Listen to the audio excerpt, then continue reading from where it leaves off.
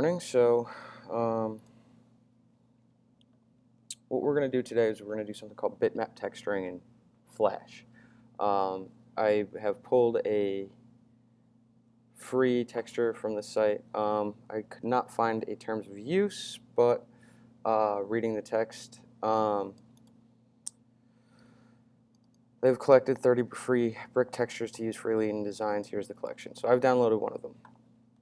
I'm going off of this. So this is pixelbell.com. So it's always important to check the terms of use. Textures.com, here's another one.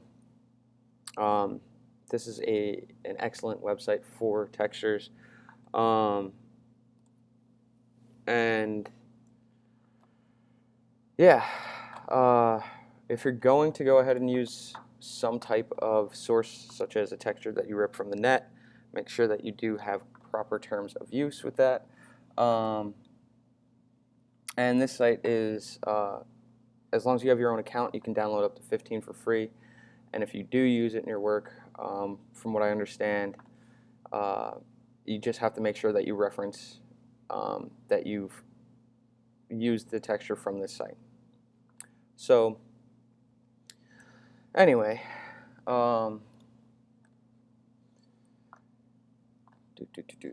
so I've got one from that free site, and what I'm going to do in Flash is File, Import to Library. And I'm going to import this texture, and it's in my library. There's nothing really too tricky about this particular lab. It's really straightforward, really simple. I tried to make sure it was a seamless repeating pattern texture. And in order to adjust this, and this is really useful for when it comes to 3D texturing, design, so on and so forth. They have listed here for this particular site, whether you're a web designer or graphic designer, having a huge texture library is essential to simplify design process. So we're just going to show you today, whether you're using it for web design, graphic design, 3D modeling, texturing, things like that, how you can go ahead and apply it into something such as this. So what you would do is I'm going to just show you how to use it on your shape tool. And by going to your fill bucket tool, we're going to be changing the fill color. And next to all these gradients, you're going to see it located right here. And you're going to notice that that image is located just like so. Now, other things you can do is by selecting your free transform tool, but the sub-selection, the gradient transform tool, we're going to go ahead and select this gradient. And what we're going to do from this point is you can go ahead and modify this texture however you'd like. So if you were to create a seamless repeating pattern in, let's say, Photoshop, Illustrator, whatever design paint software you use that you're comfortable with, you could import it into Flash as an image. You could even create it in here too. You just have to make sure you save it out as a JPEG and then re-import it, basically. And then here you can rotate it, you can skew it, resize it horizontally, resize it vertically, horizontally and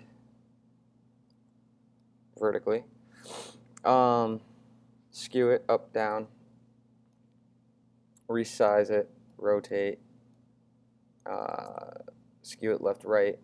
So long story short, it's as simple as that. And if you do create your own textures, you really do get a lot out of this. You can pull extremely high quality work out of this. Now, if you're going to ever use this technique in anything, as I had mentioned before, make sure that you have read their terms of use wherever you've grabbed the image from, or create your own by taking a photograph of a brick wall. Make sure that's where you take the photograph is all essentially legal as well. and then you'd go into something like Photoshop or something to create a repeating pattern. But that's a little bit more complicated.